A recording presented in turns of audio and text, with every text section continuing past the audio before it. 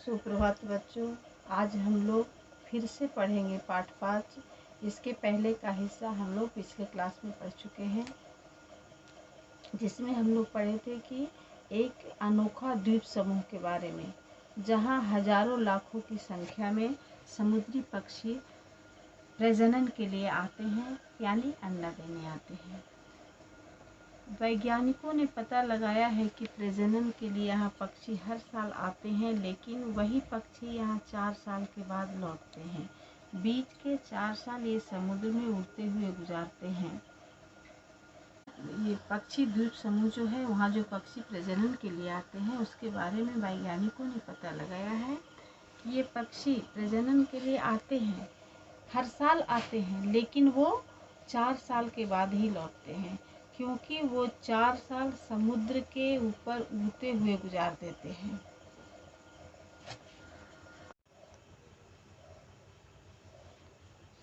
मज़े की बात है कि स्लेटी कुकरी को तैरना नहीं आता है, फिर भी इसका अधिकांश जीवन समुद्र के ऊपर उड़ते हुए बीतता है। समुद्र पर उड़ते उड़ते ही यह गोते लगाकर मछलियाँ पकड़ती है और उड़ते उड़ते ही हवा में अपनी नींद भी पूरी कर लेती है। हाँ, तो सभी पक्षी में एक पक्षी का नाम है स्लेटी कुकरी।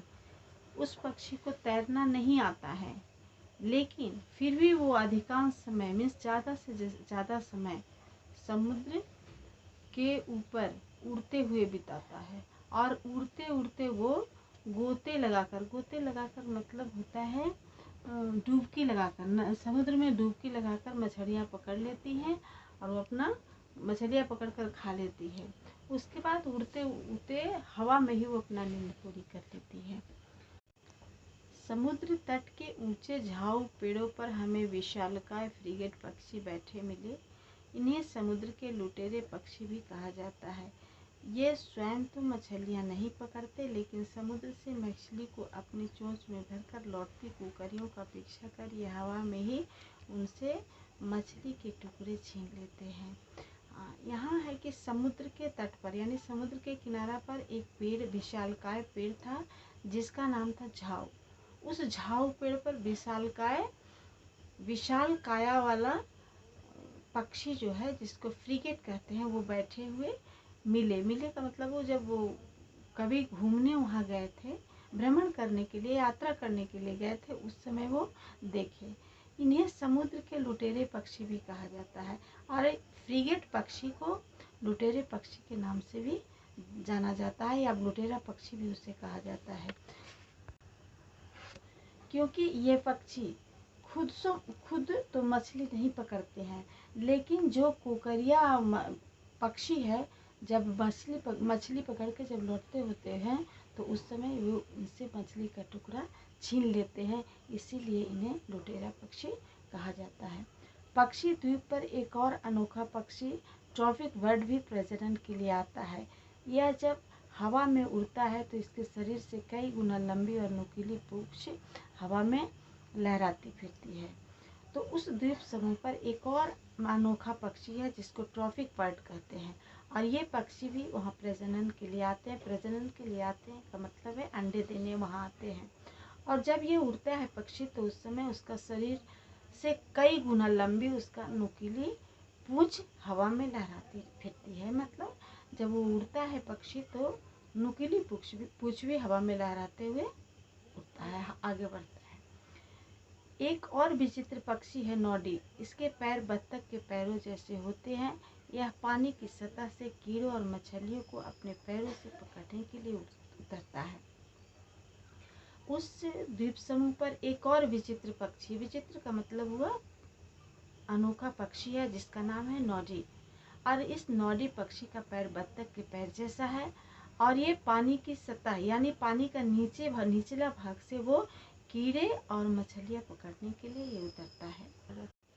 हमें वहाँ एक झक सफ़ेद कुकरी भी मिली, जो दुनिया की एकमात्र पूरी सफ़ेद कुकरी है। एक पेड़ के नीचे बड़े बड़े कछुए सुस्ता रहे थे। इनकी तस्वीरें खींचने में कब शाम हो गई पता ही नहीं चला। हमारा मन समुद्र के नीले पानी में डुबकी लगाने का था, लेकिन जब तक हमें वापस ले जाने वाले हवाई जहाज़ का पायलट बार बार आवाज़ देकर हमें बुलाने लगा था, सो हमें मन मार कर लौटना पड़ा, लेकिन पक्षियों के बीच पूरा दिन बिताने में मज़ा बहुत आया। लेखक यहाँ कह रहे हैं कि जहाँ वो घूमने के लिए गए थे वहाँ उन्होंने एक सफ़ेद कोकरी पक्षी देखे, जो कि दुनिया में एकमात्र सफ़ेद कोकरी पक्षी है। और एक पेड़ के नीचे बड़े बड़े कछुए भी आराम कर रहे थे। और लेखक चाह रहे थे कि हम उसका तस्वीर खींचे, लेकिन वो इस पक्षी द्वीप का आनंद लेने में इतने लीन हो गए थे कि कब शाम हो गई उन्हें पता ही नहीं चला।